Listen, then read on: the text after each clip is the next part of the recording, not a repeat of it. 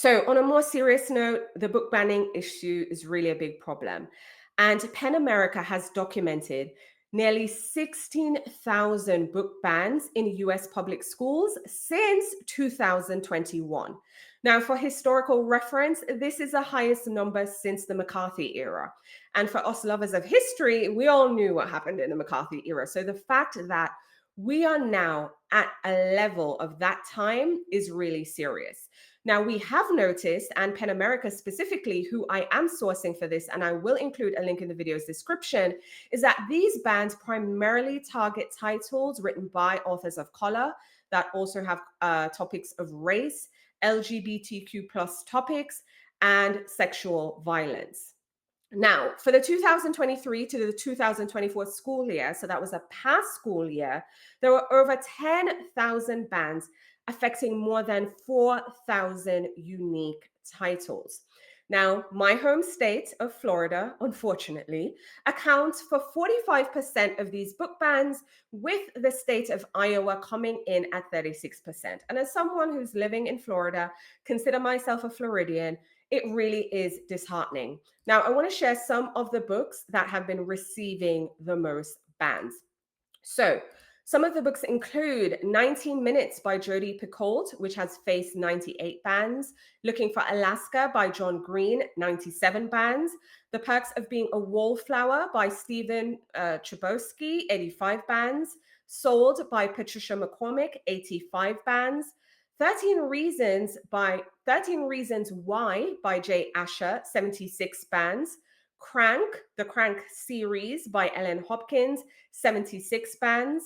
Identical by Ellen Hopkins, 74 bans. The Kite Runner by Khalid Hosseini, 73 bans. The Handmaid's Tale by Margaret Atwood, 67 bans. Water for Elephants by Sarah Gruen, 66 bans. Tricks by Ellen Hopkins, 66 bans. So those are the ones facing the top bans. There are also many other titles banned in 50 or more school districts. Some of them include popular series like Sarah J. Maas's A Court of Thorns and Roses and the Throne of Glass series, as well as other titles like Last Night at the Telegraph Club, The Fault in Our Stars, Red, White, and Royal Blue, like A Love Story, and the Twilight series.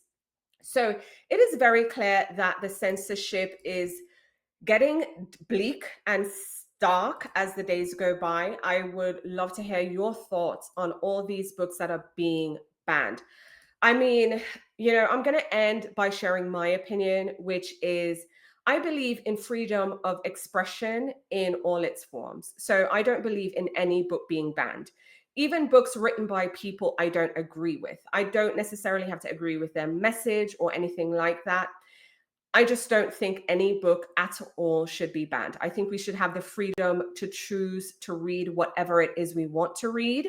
And if the concern is about a minor reading a book that is not age appropriate, that is where I feel parenting should come in. And we, as the adults and as the parents in these children's lives, we are the one who should filter what they should be able to read. I mean, I don't know about you, but I grew up in an age where I would come home from school and my mom would be going through my bag. Okay, I'm just saying.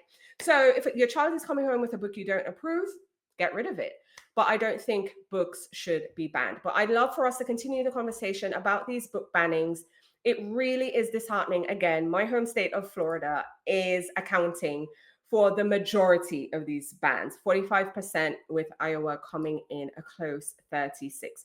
But again, let's continue the conversation in the comments. I'd love to hear your opinions. And again, look, all opinions are welcome. Just be respectful about it. And remember, we don't moderate adults here. Okay.